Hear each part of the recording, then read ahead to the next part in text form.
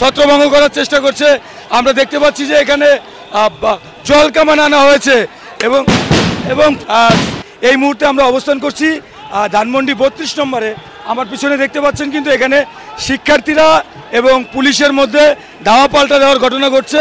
এখানে কিন্তু police sound grenade নিক্ষেপ করে কিন্তু ছত্রভঙ্গ করার চেষ্টা করছে। আমরা দেখতে পাচ্ছি যে এখানে জল কামান আনা হয়েছে এবং এবং পুলিশ শিক্ষার্থী এখানে কিন্তু ইট পাটকেল নিক্ষেপের ঘটনা ঘটছে। দেখতে পাচ্ছেন যে ইট পাটকেল নিক্ষেপের ঘটনা ঘটছে। পুলিশ এবং শিক্ষার্থীদের মধ্যে একটি ধাওয়া পাল্টা দেওয়ার ঘটনা ঘটছে। পুলিশ কিন্তু আইন শৃঙ্খলা পরিস্থিতি নিয়ন্ত্রণের লক্ষ্যে কিন্তু শিক্ষার্থীদেরকে ছত্রভঙ্গ করার জন্য সাউন্ড গ্রেনেড নিক্ষেপ করেছে। আমরা দেখতে পাচ্ছি যে অপোজিট সাইড থেকে কিন্তু শিক্ষার্থীরা ইট পাটকেল পুলিশের উপরে নিক্ষেপ করছে। এখানে জল কামান আনা হয়েছে এবং পুরো পরিস্থিতি এই মুহূর্তে রণক্ষেত্রে পরিণত হয়েছে। ধানমন্ডি 32 নম্বর থেকে আমরা আপনাদেরকে সরাসরি দেখানোর চেষ্টা করছি এবং একটি জল কামান নিয়ে কিন্তু ধানমন্ডি 32 নম্বরের গেটের দিকে যাওয়া হচ্ছে।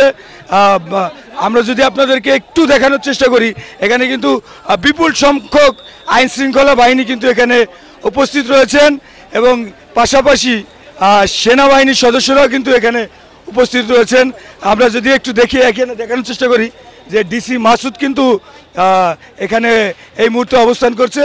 আর রমনা জোনের যিনি ডিসি পুলিশের ডিসি মাসুদ, তিনি ঘটনাস্থলে এসেছে এবং আন্দোলনরত শিক্ষার্থীদের উপরে সাউন্ড গ্রেনেড নিক্ষেপ করে তাদেরকে ছত্রভঙ্গ করার চেষ্টা করছে। আমরা আপনাদেরকে ধানমন্ডি 32 নম্বর থেকে সরাসরি সেই ছবি দেখানোর চেষ্টা করছি। পুলিশ কিন্তু এখানে মারমুখী ভূমিকায় অবতীর্ণ হয়েছে এবং শিক্ষার্থীদের উপরে কিন্তু সাউন্ড গ্রেনেড এবং টিয়ার সেল নিক্ষেপ করছে। পুরো ধানমন্ডি 32 নম্বর এরিয়া এই মুহূর্তে রণক্ষেত্র পরিণত হয়েছে। শিক্ষার্থীরা কিন্তু অপর দিক থেকে ইট পাটকেল নিক্ষেপ করছে।